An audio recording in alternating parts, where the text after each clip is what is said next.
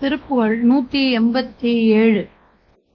முத்து குத்தியிட்டு குப்பி முடித்து சுக்கை பின் சுற்றியும் முன் பக்கத்தில் பொற்பு உற்றிட நுதல் மீதே முக்கிய பச்சை பொட்டிட்டு அணி ரத்ன சுட்டி பொற்பட்டு இவை முச்சட்டை சித்திர கட்டழகு எழில் ஆட தித்திக்க சொல் சொல் துப்பு இதழ் நச்சு கண் கற்பு சொக்கியர் செப்புக்கு ஒக்க கற்று பெரு தனமேறு திட்டத்தை பற்றி பற்பல லஜ்ஜைக்கு உட்பட்டு தொட்டு உயிர் சிக்கி சொக்கி கெட்டு இப்படி உழல் வேணோ. மெத்த துக்கத்தை தித்தி இனி சித்தத்தில் பத்தத்தொடு மெத்தி சொர்க்கத்தில் சிற்பரம் அருள்வாயே. வித்தைக்கு கத்ரு தற்பர முக்கண் சித்தர்க்கு புத்திர சித்திர செச்சை கத்திகை புனைவோனே.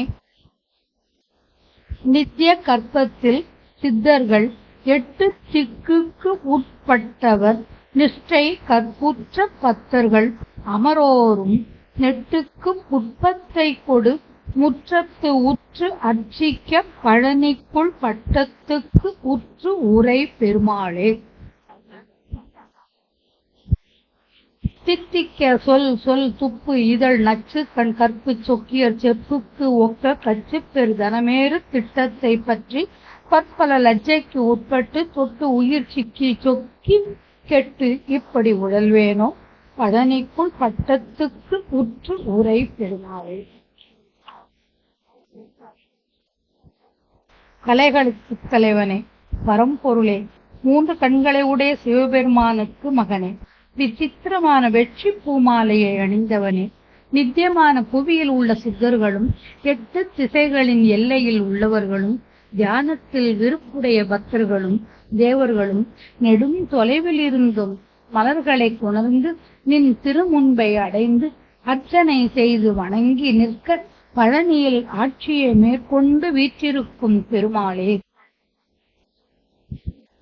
விலைமகளின் முத்தாலான குச்சினை அணிந்து அதிலே குப்பி என்ற உடையணியை முடித்து அதன் பின்பு பூமாலையை சுற்றி முன்பக்கத்தை அழகு விளங்க நெற்றியிலே நல்ல பச்சை நிற பொட்டை இட்டு மணிச்சுட்டி அழகிய பட்டுச்சேலை என்பவற்றை ஒழுங்காகவும் விசித்திரமாகவும் அணிந்து மிக்க அழகு விளங்கும்படி தித்திக்க கூறும் சொல் பவழம் போன்ற உதடு நஞ்சை கக்கும் விழி கற்பனை உரைகள் என்ற இவற்றை கொண்டு மயக்குவர்.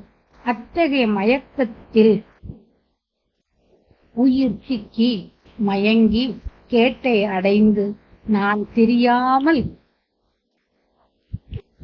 தெரியாதிருக்கும் வண்ணம் மிகவும் துன்பத்தை அனுபவித்த நான் இனிமேலும் உள்ளத்தில் உண்மையுடன் உன்னை பாராட்டி புகழ்ந்து சொர்க்கத்தை விட மேலான் வீடு பெற்றை பெறுமாறு அருள் செய்வாயாக.